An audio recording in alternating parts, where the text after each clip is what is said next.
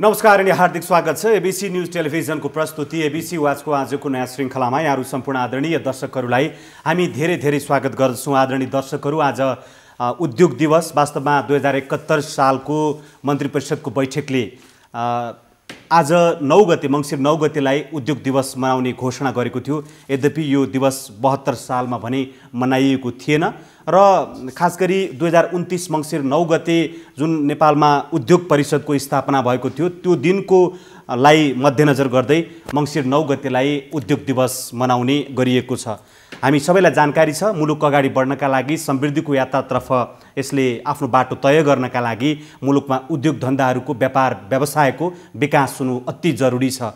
तर विडम्बनाको कुरा के छ भने आजको दिनमा धेरै पुरानो तर्फ हामी नफर्क्यौँ, तर 2048 साल जति बेला नेपालमा आर्थिक समृद्धि, नेपाली जनतालाई स्वतन्त्रता लगायतका एजेन्डा राखेर राजनीतिक दलहरूले परिवर्तन गरेका थिए र त्यस पछाडि लोकतान्त्रिक विधिबाट भएको निर्वाचनबाट लोकतान्त्रिक जुन सरकार बनेको थियो त्यो सरकारका पालामा पनि 2048 सालमै मूलतः 25% यो योगदान रहेको थियो उद्योगको। तर अहिले त्यो घटेर 3%मा आएको छ। यो एक हिसाबले भन्ने हो भने नगन्ने अवस्थामा छ। विश्वका जति पनि विकसित मुलुकहरू छन् ती मुलुकहरूमा उद्योग धन्दाको विकासबाट नै ती मुलुकहरू त्यो स्थानमा पुगेको हामी सबैलाई थाहा छ। आज सरकारले योजना तय गरेको छ, नाराहरू दिएको छ, प्रतिबद्धताहरू जनाएको छ, तर ती सबै प्रतिबद्धता, नारा र योजनाहरू तब मात्रै पुरा हुनेछन् मुलुकमा उद्योग धन्दा, कल कारखानाको विकास भएपछि मात्रै सरकारका ती एजेन्डा, सरकारका ती प्रतिबद्धता व्यवहारमा लागू हुनेछन्। खास गरी नेपालमा यो आजको अवस्थामा उद्योगको अवस्था के हो, किन यसरी घटिरहेको छ र उद्योगी व्यवसायहरूलाई किन प्रोत्साहन गर्न सरकार सकिरहेको छैन, अथवा उद्योगी व्यवसायहरूका पनि उद्योग सञ्चालनमा किन कमी भइरहेको छ, यी लगायत सन्दर्भहरू जोडेर आज हामी यो उद्योग दिवसको सन्दर्भ पारेर यो कार्यक्रम अगाडि बढाउँछौँ। यो कार्यक्रममा सहभागिताका लागि मैले नेपाली कांग्रेसको तर्फबाट प्रतिनिधित्व गर्ने पूर्व सभासद एवं एकजना उद्योगी व्यवसायी अनिल रुङटालाई निम्ताएको छु। त्यसैगरी अर्थविद एवं योजना आयोगका पूर्व सदस्य डाक्टर चन्द्रमणि अधिकारी पनि यो विषयमा कुराकानी गर्न हाम्रो स्टुडियोमा हुनुहुन्छ। यहाँहरू दुवैजनालाई हाम्रो कार्यक्रममा हार्दिक हार्दिक स्वागत छ। सबभन्दा पहिला डाक्टर अधिकारीबाट कार्यक्रम सुरु गर्न चाहन्छु म। हैन, अब अहिले 3% उद्योगको योगदान छ, अथवा हाम्रो 3% मात्रै जीडीपीमा योगदान छ भनेर भनिएको छ हाम्रो मुलुकको उसमा। यो त भन्न नै लाजलाग्दो अवस्था भयो नि। हामी ठुल्ठुलो विकासको कुरा गरिरहेछौँ, भनौँ न कहाँ पुग्ने कुरा गरिरहेछौँ, तर रियालिटी त यो रहेछ नि। कहाँ पुग्छौँ हामी यस हिसाबले चाहिँ? अब तपाईँले मैले यथार्थ कुरा राखेर प्रश्न पनि त्यो किन भयो भन्न खोज्नु भयो होला। ठिक कुरा हो। 3% होइन 5% चान्चुन चाहिँ हो म्यानुफ्याक्चरिङ सेक्टरको चाहिँ समग्र उद्योगमा हेर्दाखेरि तथ्याङ्क विभागको डेटा चाहिँ 3% छ। हिजोभन्दा जुन घटेर गएको छ, हामीले उद्योगलाई त्यो म्याक्रो लेभलमा हेर्दाखेरि चाहिँ हाम्रो अर्थतन्त्रका 3वटा पक्ष, एउटा प्राथमिक, द्वितीय र सेवा क्षेत्र, तृतीय गरेर। द्वितीय क्षेत्र चाहिँ तपाईँले अघि भन्नुभएको थियो 48-49 सालतिर कुरा, तर मैले 51-52 कुरा गर्दा पनि 19%, झन्डै 20% जति योगदान थियो। अब अहिले आएर करिब करिब 14%मा झऱ्यो। अब म्यानुफ्याक्चरिङ सेक्टरकै मात्रै हेर्ने हो भने चाहिँ तथ्याङ्क विभागको डाटालाई मैले आधिकारिक मान्छु र त्यसलाई 5.4 छ अहिले। त्यो घटेर आयो। त्यो पनि सन् 2001 मा करिब 8.5 पौने 9, झन्डै 9% थियो, घटेर आएको छ। यो यथार्थ कुरा हो। हाम्रो योगदान घटेर आयो। यो चाहिँ हाम्रो लागि त्यति राम्रो कुरा होइन, दुर्भाग्यपूर्ण नै हो। त्यसो भए के जुन समृद्धिको यात्रा तय गर्ने भनेर अथवा जुन खालको सपना हामीले बाँडेका छौँ त्यो चाहिँ नेपालबाट मान्छेहरू नै सप्लाई गरेर मात्रै पुरा गर्न सक्छौँ भन्ने उद्देश्य हो र त्यो पनि त घट्दो क्रममै छ। अब तपाईँले भनेको कुरामा यहीँ पनि मैले पटक पटक भनेको छु, एउटा हाम्रो शिक्षा प्रणाली नै सुरुमा शिक्षा प्रणाली नै के हो, उद्योगलाई, व्यवसायलाई, कृषिलाई, पर्यटनलाई उजागर गर्ने, त्यो क्षेत्रमा जनशक्ति उत्पादन गर्ने, लगानीका नीतिहरू पनि त्यो खालको नभएको, शिक्षा नीति पनि भएन। हाम्रो शिक्षा नीति नै सुरुमै हाम्रो औद्योगिक विश्वविद्यालय त खोलेनौँ हामीले पोलिटिकल साइन्सको लागि विश्वविद्यालय पहिला खोल्यौँ, कृषि विश्वविद्यालय त खोलेनौँ। त्यस कारण शिक्षा नीति हाम्रो सुरुदेखि नै जुन बेला 2013 मा यो योजनाबद्ध विकासको थालनी गऱ्यौँ, त्यही बेलादेखि यो त्रिभुवन विश्वविद्यालयको स्थापना पनि 2012 सालमा भएको हो। र दोस्रो कुरा चाहिँ के हो भने तपाईँले अघि जुन भन्नुभएको थियो, उहाँ त उद्योगी पनि हुनुहुन्छ, उहाँहरूलाई अझ मलाई त्योभन्दा बढी भोलि व्याख्या गर्नु होला। हामी कहाँ अहिले उद्योग क्षेत्रमा चाहिने जनशक्ति नै छैन, निर्माण क्षेत्रमा चाहिने जनशक्ति नै छैन। जनशक्ति हाम्रो सन्दर्भमा हामीले के गर्दियौँ भने सम्पूर्ण जनशक्तिलाई एउटा गाउँको पोखरीमा पानी बढी भयो भनेदेखि बर्खामा पानीलाई बढी भएको पानीलाई व्यवस्थापन गरेर बाहिर पठाउनु पर्ने हो नि त। तर हामीले पिँदैबाट भङ पार्दियो भने के हुन्छ? हामीले हाम्रो राष्ट्रिय जनशक्ति मानव संसाधन विकास सम्बन्धी नीति चाहिँ त्यो खालको भएर अहिले पनि हामी विभिन्न देशमा सजिलो गरी बिना चाहिँ नि भिसा फी पठाउनेतर्फ लागेका छौँ। त्यसले पनि हाम्रो उद्योगलाई हामी कतातिर प्रोत्साहित गर्दैछौँ मुलुकलाई भन्ने त्यो कुरा हो। अर्को कुरा अब हाम्रो हिजोका दिनमा राजनीति, अब जुन बेलादेखि यो क्रमहरू सुरु भयो मान्छे बाहिर जाने, उद्योगहरू चल्न सक्ने स्थिति थिएन। अब जम्मा अहिलेसम्म हेऱ्यो भने उद्योगमा लगानी अहिलेसम्म पाएको तथ्याङ्कलाई केलाउने हो भने 16 खर्ब रुपियाँ जम्मा लगानी भएको छ। 16 खर्ब रुपियाँ भने त अहिले त बजेटै हाम्रो भइसक्यो, झन्डै 16 खर्ब पुग्न लागिसक्यो बजेट। भनेपछि हाम्रो लगानीको कुनै पूर्वाधार नै नभएको, हाम्रो नीति नै त्यही किसिमको हुँदै गएको, हामीले साँगुरो ढङ्गले सोचेको कारणले गर्दा अहिलेको परिस्थिति सिर्जना भएको र उद्योगको विषयलाई, आर्थिक विषयलाई प्रमुख एजेन्डा नमानेर राजनीति गर्ने, संविधान परिवर्तन गर्ने, राजनीतिक परिवर्तन गर्ने एजेन्डाले मात्रै ठुलो स्थान पायो लामो समयसम्म। त्यसले गर्दा भएका उद्योगहरू पनि चाहिँ नि हिजो स्थापित उद्योगहरू, सरकारी स्तरबाट स्थापित उद्योगहरू पनि कोल्याप्स भए, निजी क्षेत्रका उद्योगहरू पनि कतिपय कोल्याप्स भए। अहिले पनि 2 वर्ष अगाडि त हेऱ्यो भने चाहिँ 45% भन्दा कम क्षमतामा चलेका थिए, बल्ल अलिकति क्षमता माथि यो लोड सेडिङ कम भएको कारणले गर्दा चल्न थालेका छन्। अलिकति आशाको किरण चाहिँ जागेको छ। र अर्को कुरा चाहिँ तपाईँको चाहिँ नि पूर्वाधारै नभएपछि त कहाँ उद्योग चल्छन्? म अनिल कुमार रुङटाजी कहाँ जान चाहन्छु। तपाईँ आफै पनि उद्योग व्यवसायमा संलग्न हुनुहुन्छ, एकजना व्यवसायी हुनुहुन्छ। अब त्यति मात्रै होइन, एकजना सचेत नागरिक र पूर्व सभासद पनि तपाईँ हुनुहुन्छ। अहिले अब राजनीतिक एजेन्डाहरू एउटा निष्कर्षमा पुगिसकेको र मुलुकलाई चाहिँ अब आर्थिक समृद्धिको एजेन्डामा हिँडाउनु पर्ने भनेर सरकार सञ्चालन गर्ने दल मात्रै होइन, सबै दलहरूको एकमत छ र सम्पूर्ण आम जनता पनि त्यतैतर्फ केन्द्रित छन्। आजको उद्योग व्यवसायको सिनारियो चाहिँ के हो, वास्तविकता के हो, घट्दो जुन क्रममा छ, यसको कारण के? उद्योग व्यवसाय आजको दिन कालीलाग्दो अवस्थामा छ। सर्वप्रथम उत्पादनशील क्षेत्रका कुराहरू गर्ने हो भने अहिले भर्खरै तपाईँले भन्नुभयो, अहिले जिडिपीमा उसको योगदान 3% मात्र झऱ्यो। यो 3% यो एउटा अहिलेको समयमा जब हामी समृद्धिको कुरा गर्छौँ, जब राष्ट्र एउटा समृद्धितिर सबै जनता राष्ट्रलाई समृद्ध हेरिरहेको अवस्थामा जुन 3% जुन योगदान छ, त्यो निश्चय पनि धेरै दुःखद हो। आजको दिन जुन किसिमले आयात बढिरहेको छ, उत्पादन घटिरहेको छ, त्यो एउटा प्रमुख कारण हो। त्यसमा हामी एउटा ठोस नीति लिएर आउँदैनौँ र त्यो व्यवहारिक पक्ष समेत हामी त्यसलाई सम्बोधन गर्दैनौँ र आयातलाई कम गर्दै अहिले सबैभन्दा विनम्र के छ भने राज्यलाई पैसा चाहिन्छ र पैसा उसको करबाट, राजस्वबाट र भन्सार शुल्कको रूपमा राजस्व उठाउने जुन एउटा प्रवृत्ति बनिसकेको छ, अभ्यासमा आइसकेको छ, त्यो सबैभन्दा दुःखद पक्ष हो। हामी उत्पादन बढाएर हामी विकासमुखी क्षेत्रमा इन्भेस्ट गरेर हामी भोलिको दिनमा उद्योगलाई जबसम्म एउटा ठुलो एउटा अर्थतन्त्रको एउटा ठुलो क्षेत्रको रूपमा हामी जबसम्म स्थापित गर्दैनौँ, राष्ट्र समृद्ध हुँदैन भन्ने कुरा सर्वप्रथम हामी भनिरहनु पर्दछ।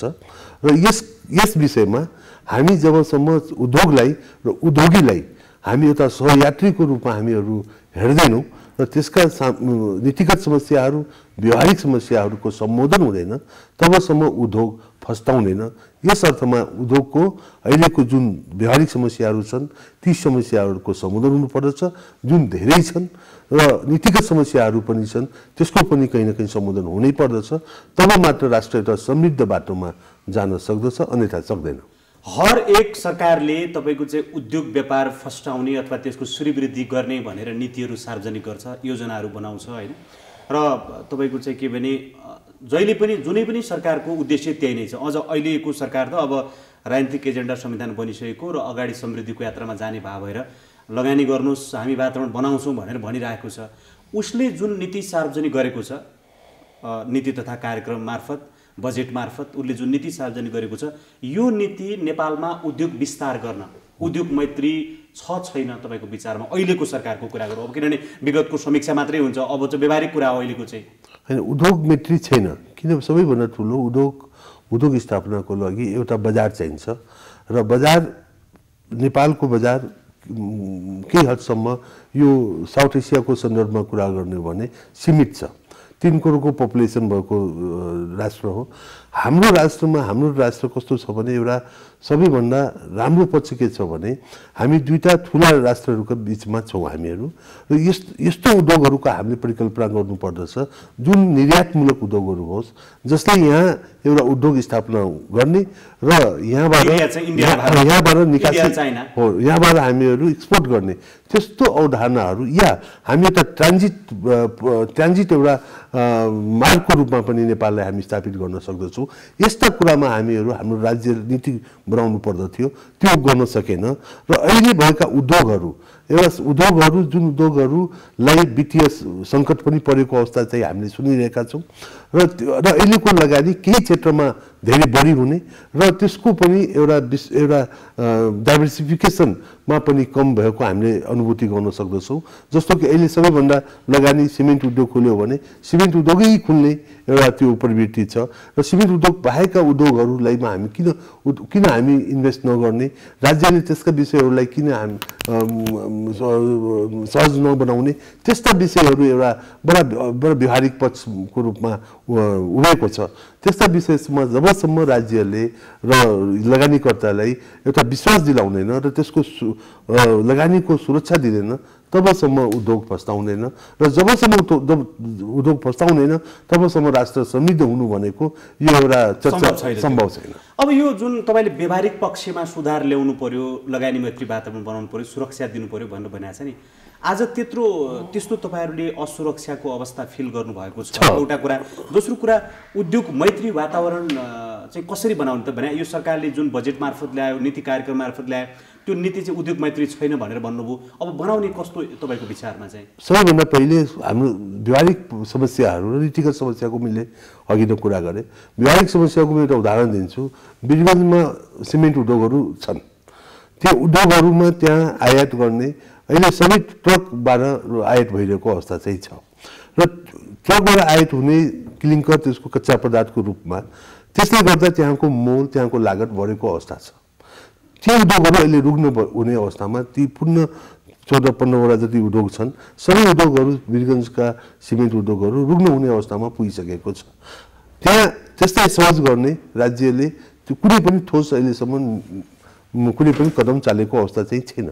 त्यसकारण त्यस्ता समस्याहरू, एउटा वीरगन्ज जस्तो ठाउँ प्रमुख नाका र त्यस ठाउँमा सिमेन्ट क्षेत्र जुन प्रमुख क्षेत्र, र त्यस ठाउँको सिमेन्ट क्षेत्रलाई हामीले सम्बोधन गर्न सकेनौँ महिनौसम्म, र त्यस्ता समस्याहरू, व्यवहारिक समस्याहरूलाई कहिले सम्बोधन गर्ने? त्यसकारण त्यस्ता एउटा समस्याहरू छन्। अर्को समस्या, धेरै उद्योगहरूको समस्या आफ्नो खालको पनि हुन्छ। एउटा औद्योगिक समस्याहरू हुन्छ, एउटा आन्तरिक समस्या हुन्छ, एउटा बाह्य समस्या पनि हुन्छ। अहिले के छ भने अहिले पुरा अन्तर्राष्ट्रिय तपाईँ हेर्नुभयो भने धेरै भोलाटाइल छ। कच्चा पदार्थको भाव कुनै समय निकै बढेको हुन्छ, कुनै समय एकदमै घटेको हुन्छ। त्यस्ता समयमा उद्योगहरूलाई प्रभाव पार्न सक्दछ, र त्यो उद्योगलाई त्यो बेला प्रभाव पार्ने उद्योगको बेलामा राज्यले तिनीलाई सहज बनाउने, तिनीहरूलाई सम्बोधन गर्ने, तिनीहरूको सम्बोधन गरेर ती उद्योगहरूलाई पुनर्स्थापित गर्ने किसिमको योजनाहरू लिएर आउनु पर्दछ, नीतिहरू लिएर आउनु पर्दछ, जो कि नेपालमा बिल्कुलै छैन। यस कारणले यी समस्याहरूलाई हामी जबसम्म सम्बोधन गर्दैनौँ तबसम्म उद्योग फर्स्ट आउँदैन।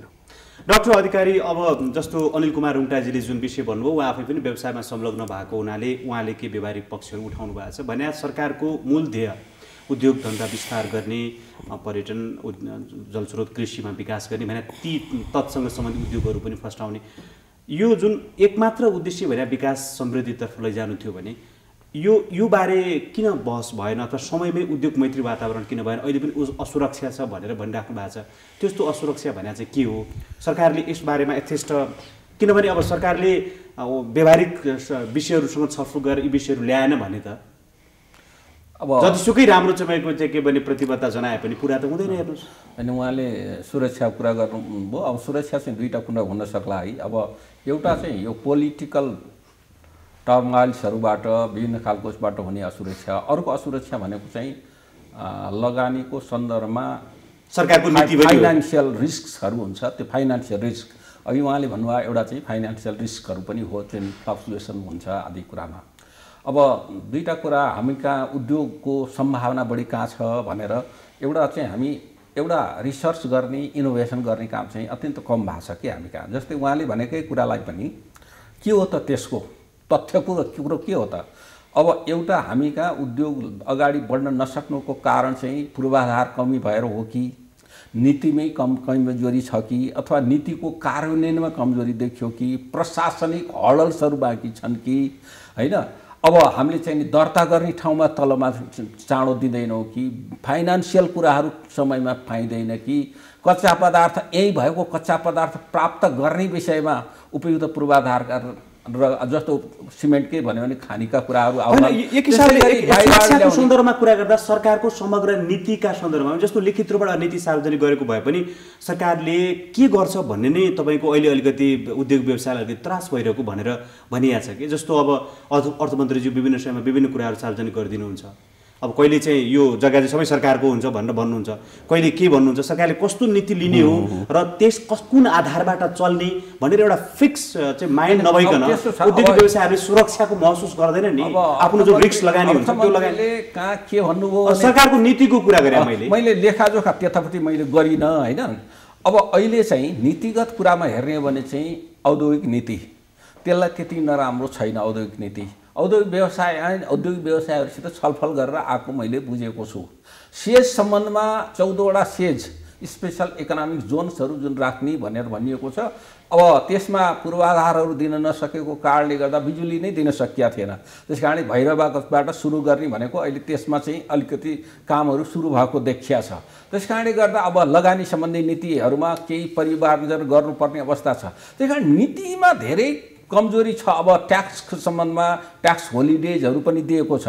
जस्तो सिमेन्टकै लागि पनि अब बिजुली र सडक पुर्याइदिने भनेर चाहिँ नि नीतिमा छ, तर त्यो कार्यान्वयन गर्ने सिलसिलामा कहाँनिर पुगेन त? जस्तो अघि अनिल कुमार रुङटाजीले पनि भन्नुभयो, हामी पनि तपाईँलाई के भन्न चाहन्छौँ भने सरकार सम्बद्ध एकजना बुद्धिजीवी हो तपाईँ होइन। पहिला यही पार्टीको सरकार हुँदा प्लानिङ कमिसनमा पनि तपाईँ बस्नु भएको छ। सायद सरकारको नीति बनाउँदा त्यो सरकारको ब्रेन भनेको तपाईँहरू जस्तै बुद्धिजीवी हुन् भनेर हामीले बुझ्दछौँ। यद्यपि तपाईँहरूसँग त्यो छलफल भयो कि भएन हामीलाई थाहा छैन होइन। भने चाहिँ विगतमा सरकारकै तर्फबाट खोलिएका उद्योगहरू त पहिले नै बन्द भइसकेका थिए। अब अहिले जस्तो उहाँले भन्नुभयो हामी बिचमा छौँ चीन र भारतको, जहाँ एकदम ठुलो जनसङ्ख्या छ र नेपालमा ती देशमा नहुने प्रकारका उद्योगहरू, अब एग्रोबेस्ड उद्योगहरू हो कि अथवा कस्तो उद्योग हो, त्यस्ता उद्योगमा सरकारले नीति बनाएर नेपालमा उद्योग गरेर त्यसलाई चाहिँ निर्यात गर्ने भनेर भनेको छ नि, त्यसमा सरकारको के नीति छ, के देख्नु भएको छ? अब यसो हो, उद्योग भनेकै के हो भने भ्यालु क्रिएसन हो होइन। आज जीप कारखाना बनाएर त किनभने भारतमा अलरेडी छ, चीनमा अब अनेकन छ, रेलको उद्योग बनाएर पनि यहाँ काम भएन भने हामीले जुन एग्रो बेस्ड उद्योग बनाउने भन्ने सन्दर्भमा मोटामोटी सबैलाई जानकारी छ। सरकारले त्यसो गर्नका लागि के अगाडि बढायो? यस्तो छ, अब अगाडि बढायो भन्ने कुरा चाहिँ सरकारले गरेका कुरा नीतिगत कुराहरू हामीले समीक्षा गरिदिन्छौँ। बाहिर आएका कुराहरू अब सरकारमा भित्र कुनै पदमा अहिले नभएको कुराले त्यस कारणले भित्र कसरी के गर्दैछ भन्ने कुरा नि भएन, जिम्मा लिने कुरा पनि भएन होइन। अब जहाँसम्म यो एउटा कुरा चाहिँ विश्वमै अहिले के भएको छ भने अब कृषिमा लगानी गर्नुभयो भने चाहिँ 9 महिना कुर्नुपर्ने, उद्योगमा लगानी गर्नु पर्यो भने 3-4 महिना 6 महिना गर्नुपर्ने। अब व्यापारमा ट्रेडमा लगानी गर्यो भने हप्तामा चाहिने फाइदा हुने। त्यसकारण त्यो स्थिति विश्वमै ट्रेन्ड देखिएको छ। स्वाभाविक ढङ्गले लगानीकर्ताले जहाँ आफ्नो रिटर्न चाँडो हुन्छ त्यही गर्छ भनेपछि राज्यले पनि के हेर्नु पर्यो भने अब अहिले हामी कहाँ संहिता आएको छ, तीनटै तहका सरकारहरूले एउटा चाहिँ नि अम्ब्रेला पोलिसी केन्द्रले बनाइदिन्छ, त्यसको कार्यान्वयन गर्नुको सन्दर्भमा सेक्टरल चाहिँ नि अपरेसनमा ल्याउने प्रदेश र भोलि अब स्थानीय तहले पनि त्यसलाई स्थानीय तहका सपोर्टहरू दिनुपर्ने हुन्छ। त्यसरी दिने सन्दर्भमा चाहिँ अब किसानहरूलाई र उद्योगीहरूलाई, किसान र उद्योगीहरूलाई चाहिँ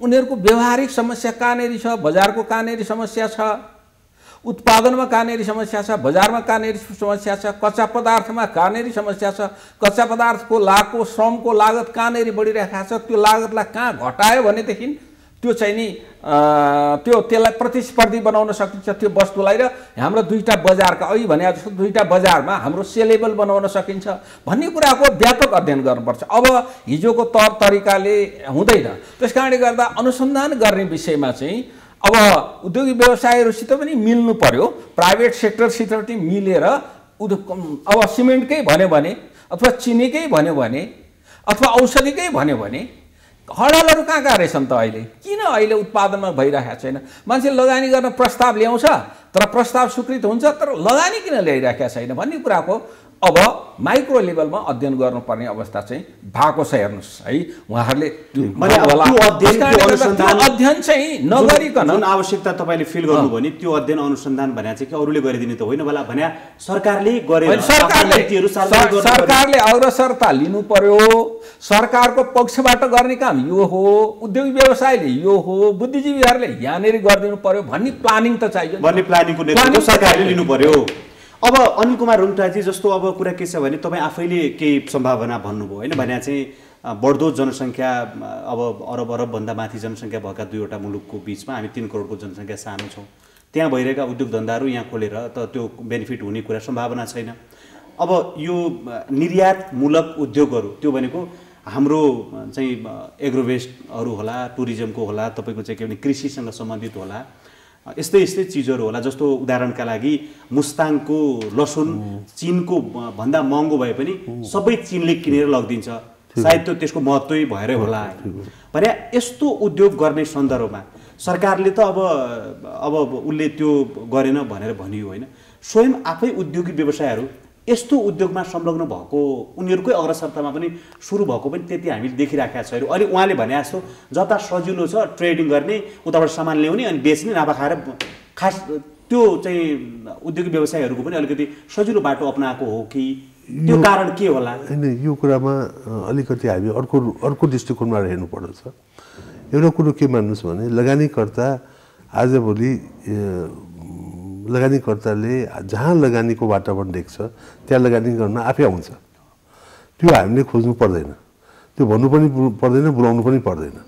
हामीले बनाउनु पर्ने कुरा के हो भने बाटो मात्र बनाइदिने हो, वातावरण मात्र बनाइदिने हो। लगानीको बाटो र लगानीको वातावरण बनाइदियो भने हामी र लगानीकर्तालाई यो विश्वास दिलाइदिउँ कि नेपालमा लगानी गर्दा मेरो इन्भेस्टमेन्ट सुरक्षित छ र साथै यहाँ उद्योग र यहाँको उद्योग भोलिको दिनमा फस्टाउन सक्दछ। यो मात्र हामीले उनीलाई भरोसा र विश्वास दिलाउन सक्यो भने यहाँ लगानीकर्ता बाहिरबाट पनि त्यत्तिकै आउन सक्दछ। सबैभन्दा पहिले हामी त्यो वातावरण बनाउनु जरुरी छ। हामी औद्योगिक मैत्री वातावरण बनाउन अहिले अघि नै तपाईँले भन्नुभयो अहिले जग्गा सरकारको छ, सरकारले लिन्छ भन्ने कुरा जुन अर्थ मन्त्रीजीबाट र जहाँबाट आइरहेको छ, अरू कुनै जिम्मेवार निकायबाट आएको छ, यी कुराहरूले गर्दा जन लगानीकर्ता भएका लगानीकर्ता पनि तर्सिने अवस्था चाहिँ छ। यस कारणले यी अवसरमा हामीले एकदमै बडा हामी सेन्सिटिभ भएर हामी सोच्नुपर्ने अवस्था छ। यस्ता अभिव्यक्तिहरू दिनुभन्दा पहिले हामी सेन्सिटिभ हुन जरुरी छ र साथै हामी भोलिको दिनमा लगानीकर्तालाई कसरी विश्वास दिलाउने। यदि हाम्रो नेपाल लगानी मैत्री छ भने यहाँबाट हामी कहिले खोज्नु पर्दैन, यहाँका आन्तरिक पनि र बाह्य लगानीकर्ता पनि आफै आउँछ। आन्तरिकको बारेमा एकचोटि कुरा गरौँ होइन। आन्तरिकका तपाईँहरू जो उद्योग व्यवसाय हुनुहुन्छ निरन्तर लागिराख्नु भएको छ आफ्नो ठाउँबाट, तर यो बढ्न नसक्नुको कारण जुन आन्तरिकलाई चाहिँ के समस्या देखिराख्नु भएको छ तपाईँहरूले भने झन् किनभने अब यो 2/3 सरकार होइन, राजनीतिक समस्या सबै समाधान भएर अब सरकारले विकास निर्माण समृद्धि उद्योग धन्दामा चाहिँ बडा ध्यान दिएर तपाईँलाई संरक्षण गर्नेछ र अब हडताल यताउता अनेक राजनीतिक गतिविधि पनि कम हुँदै जानेछन् र तपाईँहरूकै अब चाहिँ वातावरण बन्नेछ भनेर सबैले सोचेका थिए। कहाँनेरि छुटिरहेछ तपाईँहरूलाई प्रोत्साहन कहाँ भइराखेको छैन, केले उगेर वातावरण बनेन? होइन, राज्यले धापबाट दिनुपर्छ। राज्यको मूल के उद्योगीलाई र लगानीकर्तालाई एउटा तिनीहरूले सबल बनाउने, लगानी गर्ने वातावरण र प्रोत्साहन गर्ने वातावरण मात्रै बनाइदिनुपर्छ। यहाँ कुनै उद्योग रुग्न भएको छ र भोलिको दिनमा जब उद्योगीहरू कुनै त्यसको उपाय खोजेर जान्छ सरकारका, र त्यो सरकार यदि सुन्छ भने पनि समाधान गर्छ भने पनि अर्कोतिरको वातावरण बन्छ। त्यसको उदाहरण अहिले चिनीको उदाहरण हामी लिन सक्दछौँ होइन। यस अवस्थामा केही उद्योगहरू हामी रुग्न भएका उद्योगहरूलाई सम्बोधन गर्नै पर्दछ। यो प्र्याक्टिस नेपालमा मात्र होइन, भारतमा मात्र होइन, चाइनामा मात्र होइन, सर्वत्र छ। जुन क्षेत्रमा लगानी भएको छ र ती क्षेत्रमा यदि कुनै अप्ठ्यारो आएको छ भने त्यो राष्ट्रले त्यो देशको राज्यले त्यसको सम्बोधन गरेको उदाहरणहरू हामी धेरै पाउँछौँ।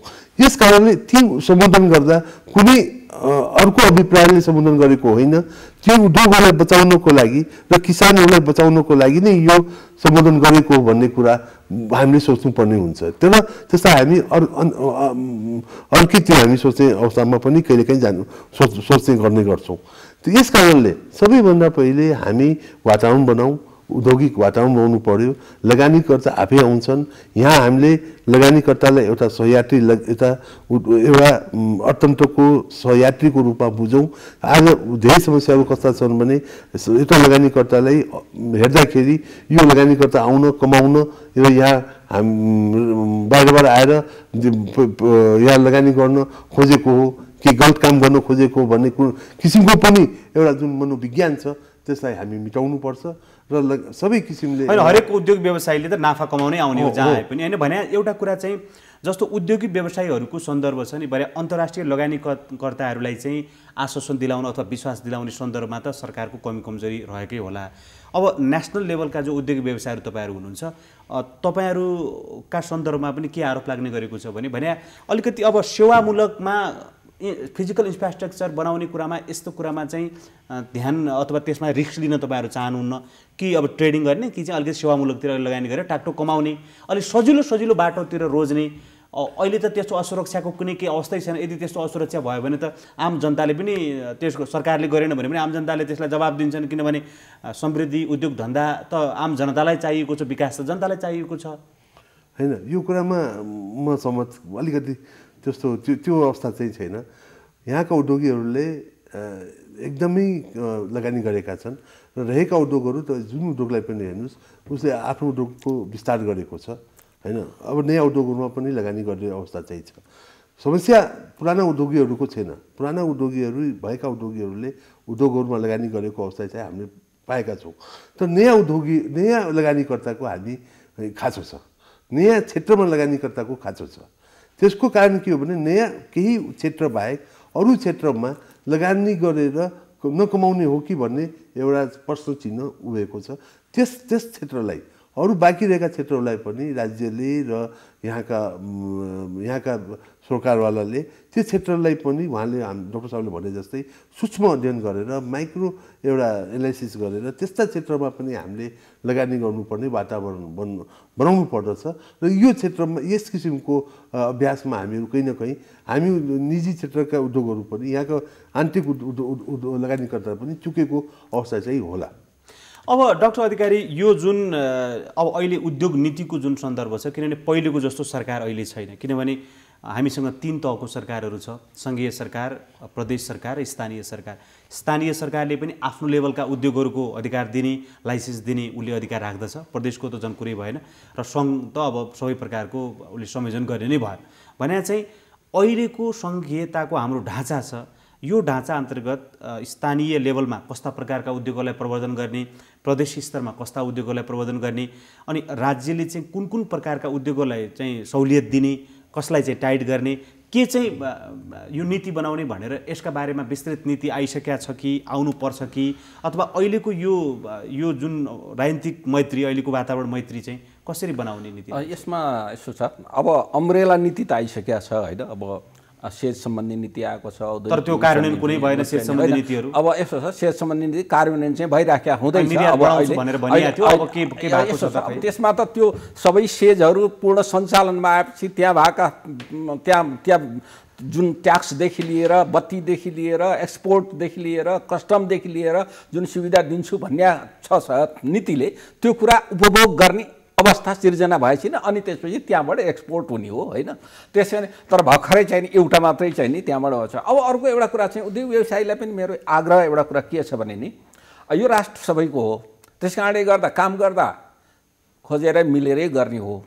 जस्तो उदाहरणको लागि भनौँ न, अस्ति कपडा उद्योगको सन्दर्भमा अरू उद्योगलाई रिफन्डको जुन ट्याक्सको रिफन्डको कुरा छ, यो आयो क्या कुरा। 10 दिन माग्नु भएको छ अर्थमन्त्रीले, यो विषय विवादमै छ। अब छ यो विषय, अब त्यसको ट्याक्सको पार्टबाट मूल्यवृद्धि करको पार्टबाट त्यसको सिद्धान्तले के भन्छ, अहिले म त्यतापट्टि गएन, त्यो बेग्लै पार्ट हो, हुन त मेरो कोर एरिया हो। तर एउटा उद्योग व्यवसायलाई नि मैले एउटा के आग्रह गर्छु भने, अब उहाँहरूले पनि अलिकति आफूले कहाँनिर छुट्याउनु पर्यो र अन्तर्राष्ट्रिय लगानीकर्ताहरूलाई नि एउटा मेसेज के दिनु पर्यो भने, जस्तो कपडा उद्योग छ, कपडा उद्योगको सन्दर्भमा अब नेपालमा कपडा उद्योग उत्पादन गरेर यहाँ नै प्रतिस्पर्धी हुने अथवा ट्याक्स छुट्टै पाए पनि र बाहिर निकासी गर्न सकिन्छ भन्ने कुरा, यदि त्यसको लागि चाहिँ हामीसित कच्चा पदार्थ त्यसको उत्पादन हुने सम्भावना छ कि छैन, भएकोले पुग्छ कि पुग्दैन, बाहिरबाट कच्चा पदार्थ यहाँ ल्याएर श्रमिक पनि बाहिरबाट ल्याउने, कच्चा पदार्थ पनि बाहिरबाट ल्याउने, मेसिनरी पनि बाहिरबाट ल्याएर अनि त्यसपछि यहाँ उत्पादन गरेर बाहिर हामी कम्पिटिटिभ हुन सक्छौँ कि सक्दैनौँ। यो कुराको अब यस्ता कुरामा के कुरामा हुन सक्छौँ, के कुरामा हुन सक्दैनौँ, भ्यालु एड हुने क्षेत्रहरू कुन हुन्। अब त्यसमा दुईवटा ढङ्गले उहाँहरूले पनि दुईटै ढङ्गले हेऱ्यो भने, एउटा चाहिँ वस्तु उत्पादित वस्तुको मूल्य मात्रा र गुणस्तरको हिसाबले प्रतिस्पर्धी हुने विषय, अर्को चाहिँ के छ भने अघि भने जस्तो केही विषय वस्तुहरू चाहिँ हाम्रोमा कस्तो छ भने मात्रा गुणस्तरको हिसाबले चाहिँ उम्दा देखिने तर मात्रा कम हुने, मूल्य बढी हुने भनेको ब्रान्डिङ बेच्ने, ब्रान्ड बेच्ने क्या। तपाईँको चाहिँ नि भनौँ न, अब चाहिँ नि तपाईँको डोल्पाको पहाडी क्षेत्र, हिमालका पहाडी क्षेत्रमा पशुपालन लाइभ स्टक गरेर त्यहाँबाट भएको उत्पादन मासु बिक्री गर्ने भनेपछि त्यसको हाइजिनिटी नै फरक छ नि त होइन, त्यसको चाहिँ नि त्यसको एउटा चाहिँ गुणस्तर नै फरक हुन्छ, त्यसको टेस्ट नै फरक हुन्छ भन्ने त्यो खालको चाहिँ नि बिक्री अब हामीले गर्नुपर्छ। र त्यसमा मैले उदाहरण मात्रै दिएको, त्यसको लागि पानीसँग जोडिएका विषयहरू होलान्, जडीबुटीसँग जोडिएका विषय होलान्, लाइभ स्टकसित जोडिएका विषय होलान्, अब फलफुलसँग जोडिएका विषय होलान्, यी कुराहरूलाई छुट्याएर अब हामीले हेर्नुपर्छ। यो कुरामा तिनटै तहका सरकार, अहिले तपाईँले भन्नुभयो केन्द्रीय सरकारले एउटा केन्द्रीय नीति बनाउँछ, प्रादेशिक सरकारले आफ्नो प्रदेशभित्र कुन खालका उद्योगहरू बढी सस्टेन हुन सक्छन्, कहाँनेरि त्यो ठाउँको स्रोत साधनको दृष्टिकोणले कस्ता उद्योगहरू स्थापना गर्न उपयुक्त छ। कपडाको कुरा गर्नुभएको थियो नि, कपडाको कुरा गर्दा तपाईँको आशय के थियो भने अब कपडामा सहुलियत दिएर नेपाल सरकार त्यसमा लागिराख्नु हुँदैन, किनभने तपाईँको आशय निर्णय सरकारले गर्ला, तपाईँको आशय के थियो भने त्यसले चाहिँ अन्तर्राष्ट्रिय बजारमा प्रतिस्पर्धा गर्ने सबै कुरा बाहिरबाट ल्याएर यहाँ चाहिँ गर्ने भन्ने तपाईँको आशय त्यस्तो देखिन्छ। तर त्यही भनेको हामीले नेपाल सुहाउँदा उद्योगहरू, यहाँले जुन लाइभ स्टकको कुरा गर्नुभयो होइन, नेपाल सुहाउँदा उद्योगहरू के हुन सक्छन्, त्यतातर्फ कसरी ध्यान दिने र कसरी चाहिँ प्रवर्धन हुन्छ गर्ने। अब जस्तो उदाहरणको लागि भनौँ, अब धान उत्पादन गरेर नेपालमा धान उत्पादन गरेर राइस मिल राखेर त्यो चामल, अब म कन्फर्मका साथ त्यो चाहिँ भन्न सक्छु, उहाँ पनि हुनुहुन्छ, धान हामी बाहिर गएर प्रतिस्पर्धी भएर चामल बेचेर हामी निर्यात गर्न सक्दैनौँ अब कुनै हालतमा। तर किनेर खाने कुरा जुन छ त्यो जरुरी हो। चामल कति बेला बेच्न सक्छौँ हामी भने हिमाली क्षेत्रमा केही समय अगाडि हामी धान चामल निर्यात गर्थ्यौँ, अहिले चाहिँ हामी अब आयात गरिरहेका छौँ। कम्तीमा आफूलाई आत्मनिर्भर त बनाउन सक्छौँ नि, किनभने त्यसबाट आयात हाम्रो घट्न सक्छ यसमा त म त्यसमा पनि चिन्तित छैन किनभने तपाईँ अरू कुरा अत्यन्त राम्रो गर्नुहुन्छ विदेशी मुद्रा बेसरी कमाउनुहुन्छ अरू कुरा सेल गर्नुहुन्छ भने चामल पनि बाहिर ल्याएर खाएर के फरक पर्यो नि हो चामल बेच्ने हो भने तपाईँको 10 किलोको प्याकेट बेच्दाखेरि चाहिँ नि $100 बेच्ने खालका चामलहरू विशेष खालका चामलहरू ब्रान्ड बेच्न सक्नुहुन्छ भने बेच्नुहोस् होइन भने अब विश्वकै हाम्रो भारत छिमेकी देश भारत बङ्गलादेश फिलिपिन्स थाइल्यान्ड जहाँ धान उत्पादन हुन्छ त्यहाँको टेक्नोलोजी त्यहाँ उत्पादनका चाहिँ नि क्षेत्रहरू फिल्डहरू सबैले गर्दा यति विशाल उत्पादन हुन्छ त्यो कसरी हामी प्रतिस्पर्धी गर्न सक्छौँ हाम्रो त ठुला प्लटहरू बाँकी नै छैन भरिसके तपाईँले एक ठाउँबाट गाडी चढेर जानुहोस् प्लेनबाट हेर्नुहोस् यहाँनिर गाउँ छ ती फिल्ड छ ती गाउँ छ ती खेत छ तर इन्डियामा घुम्नुहोस् तपाईँ आँखाले काहीँ गाउँ नै देख्दैन घरै देख्दैन त्यत्रा ठुला फिल्डहरू छन् त्यस कारणले गर्दा यो कुरा त सिनारियो त हामीले हेर्नु पर्यो नि त्यस कारणले अब परम्परागत वस्तु उत्पादन गरेर हामीले धान चामल अथवा चाहिँ नि कोदो बेचेर हुँदैन अब हामीले अहिलेको परिस्थितिलाई हेर्नुपर्ने हुन्छ त्यस कारणले यो कुरो सर्ट आउट चाहिँ गर्नुपर्ने हुन्छ हेर्नुहोस् सर्ट आउट गर्ने जिम्मा चाहिँ भनेको मूलतः सरकारको नै हो तर साथसाथै उद्योगिक व्यवसायीहरूले होइन तपाईँले जुन सपाट कुरा छ सबै आम जनताले पनि बुझ्ने कुरा छ किन नेपाल सुहाउँदा उद्योगहरू चाहिँ अब कस्ता कस्ता हुनेछन् भन्ने कुरा त यसो अलिकति व्यवसायमा संलग्न भएको हरेक मान्छेले त्यो बुझिन्छ अब सरकारले त्यो बुझेको छैन र किनभने अब सरकारले कस्ता उद्योगहरूलाई ब्रान्डिङ गर्ने कस्तो खालको उद्योग मैत्री वातावरण बनाउने तपाईँले भने जस्तो अब टुरिज्म डेभलपमेन्टलाई चाहिँ सहुलियत दिने हो कि होइन तपाईँको चाहिँ कृषिका त्यस्ता उद्योगहरू जो अरू देशमा पाइँदैन कृषिजन्य उत्पादनहरू जो चाहिँ नेपालबाट हर्बलको कुरा छ यहाँले अघि लाइभस्टकको कुरा गर्नुभयो दुधको कुरा होला पानी उद्योगको कुरा होला जो अरूभन्दा एक्स्ट्रा हुनेछ हाम्रो हो त्यस्तालाई चाहिँ प्रवर्धन गरेर सरकारले चाहिँ त्यो नीति बनाएको छैन त्यसलाई प्रवर्धन गर्ने खालको बनाएको छैन त्यसो नगरिकन कसरी विकास हुने अहिलेको नीतिले त्यसलाई रोक्या चाहिँ छैन तर त्यसलाई प्रवर्धन दिनु पर्यो पकेट छानेर यहाँनेर गर यो नेरी चाहिँ यो कार्यक्रम भनेरै आउनु पर्यो नि अब त हो त त्यो नआउनुको मतलब चाहिँ हामी जुन बाटो अगाडि बढ्ने भनेर भनेका छौँ त्यो हामी जान सक्ने कन्डिसन छैन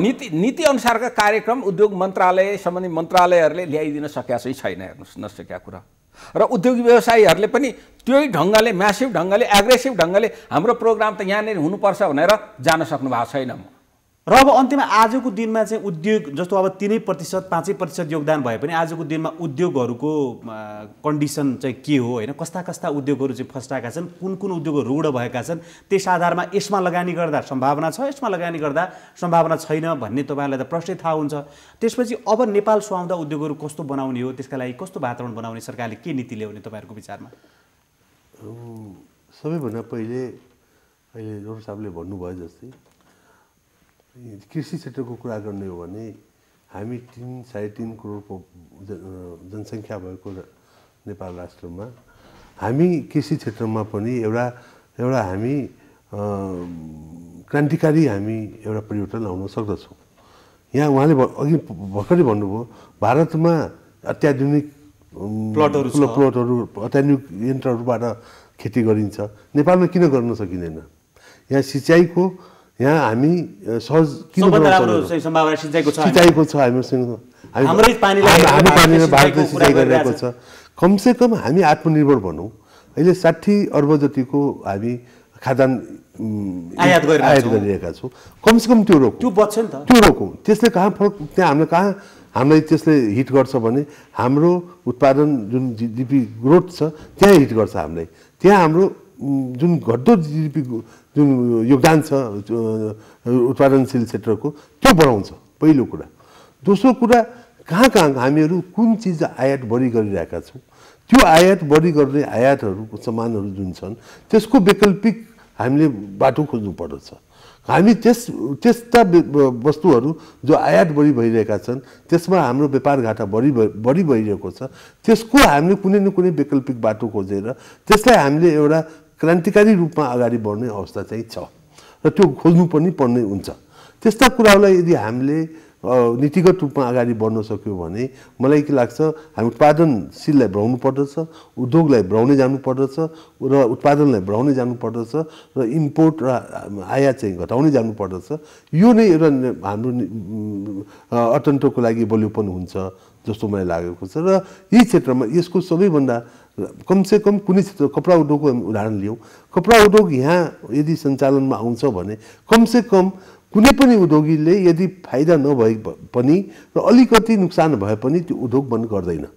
कमसेकम यहाँ रोजगारी पायो, आयात कम भयो, हामीले आयातको घाटा कम बेहोर्नु पर्यो।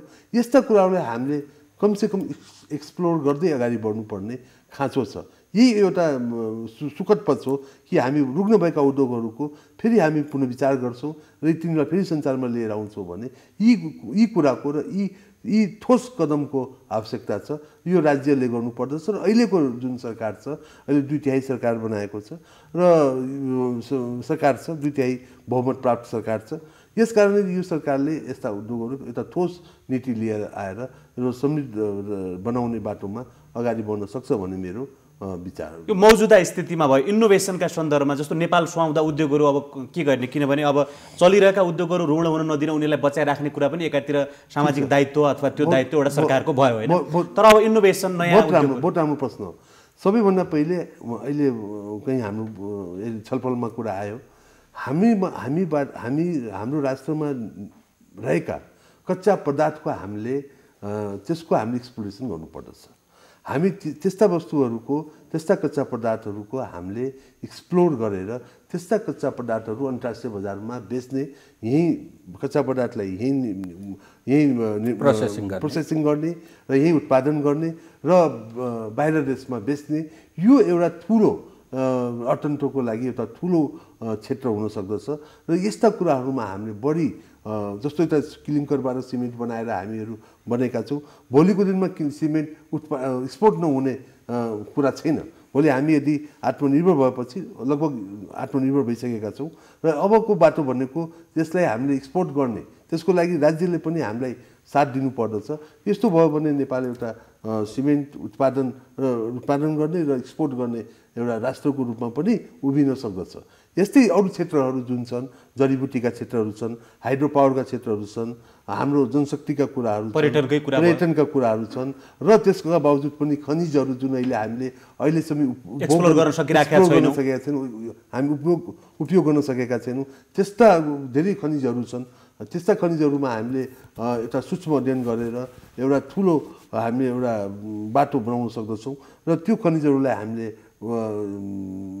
खनन गरेर हामीहरू भोलिको दिनमा यहीँ यो उत्पादन गरेर एक्सपोर्ट गर्ने वातावरण बनाउन सक्दछौँ।